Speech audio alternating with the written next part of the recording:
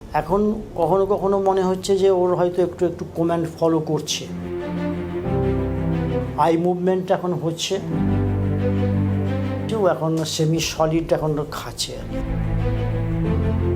এখন মোটামুটি একটু স্টেবল অবস্থায় রয়েছে, হাত পাগুলো নাড়ানাড়ি করছে এবং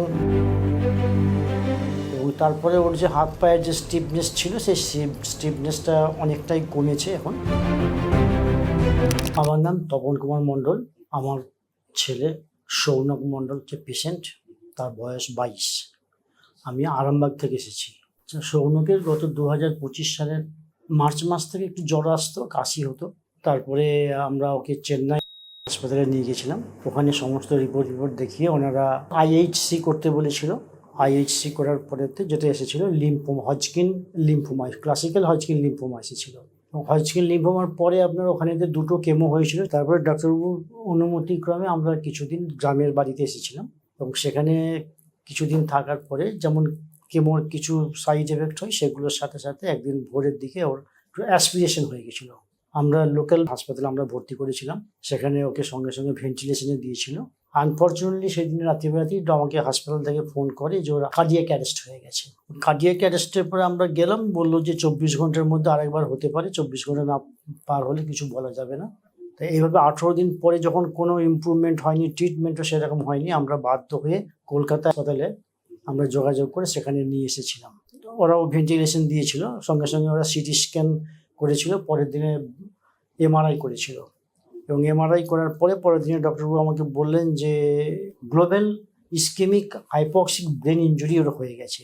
সেই থেকে ওরা ICUতে রেখে দিয়েছিল প্রায় 10 দিনের মতো। তারপর আমাদেরকে বললো যে আপনারা বাড়িতে নিয়ে চলে যান, এখানে আমরা আর কিছু করতে পারবো না। তারপরে বাড়িতে নিয়ে এসেছিলাম এবং বলেছিল ওকে ICU সেটআপে রাখতে হবে। ব্যবস্থা করে আমরা বাড়িতে নিয়ে এসেছিলাম, একজন ট্রেন্ড নার্স রেখেছিলাম। দিয়ে আস্তে আস্তে রাইলস টিউব এবং তার সেই সঙ্গে ওদের ট্র্যাকিওস্টমি করেছিল এবং আমরা রিপিটেডলি আমরা প্রক্সি ভিজিট করতাম। আমিই যেতাম ডক্টরবাবুর কাছে, নিউরোলজিস্টের কাছে এবং আপনার অঙ্কোলজিস্টের কাছে। অঙ্কোলজিস্ট বললো যে এই অবস্থা থেকে ও বেরিয়ে না এলে আমরা কিন্তু সেরকম কিছু করতে পারবো না, কিছু ট্রিটমেন্ট করা যাবে না। তার মধ্যে আমরা এখানে এসেছিলাম।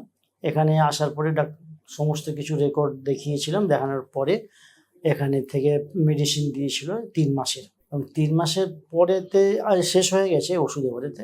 এখন কখনো কখনো মনে হচ্ছে যে ওর হয়তো একটু একটু কমান্ড ফলো করছে, কিন্তু সম্পূর্ণরূপে ও কমান্ড ফলো করতে পারছে না। আই মুভমেন্ট এখন হচ্ছে এবং আই মুভমেন্ট হলেও সেটা যে বেশিক্ষণ রাখতে পারছে সেই অবস্থাটা এখনো আসেনি।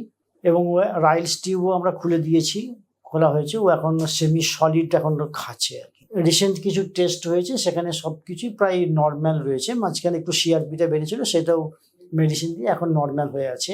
আপনার WBCও নর্মাল আছে, আপনার ব্লাড হিমোগ্লোবিনও নর্মাল আছে, আদারওয়াইজ বাকি সবই নর্মাল আছে। এবং আপনার যেটা লাস্ট EEG হয়েছে সেখানেও নর্মাল রিপোর্ট এসেছে। এখন এই ডেভেলপমেন্ট বলতে এইটুকুই ডেভেলপমেন্ট, কিন্তু কথা বলতে পারছে না বা উঠে বসতে পারছে না। তবে আমরা এখন বিছানার উপরে বসাচ্ছি, পা ঝুলিয়ে দিয়ে উইদাউট সাপোর্ট চেষ্টা করছি, যদিও আমাদের স্বাভাবিক মানুষের মতো সোজা হয়ে বসতে পারছে না, ঝুঁকে বসছে।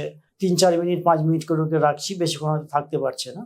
এখন মোটামুটি একটু স্টেবল অবস্থায় রয়েছে, হাত পাগুলো নাড়ানাড়ি করছে এবং তারপরে ওর যে হাত পায়ের যে স্টিফনেস ছিল সেই স্টিফনেসটা অনেকটাই কমেছে এখন। এই সমস্তগুলো হচ্ছে। স্পিচ থেরাপি, সোয়ালো থেরাপিও হচ্ছে।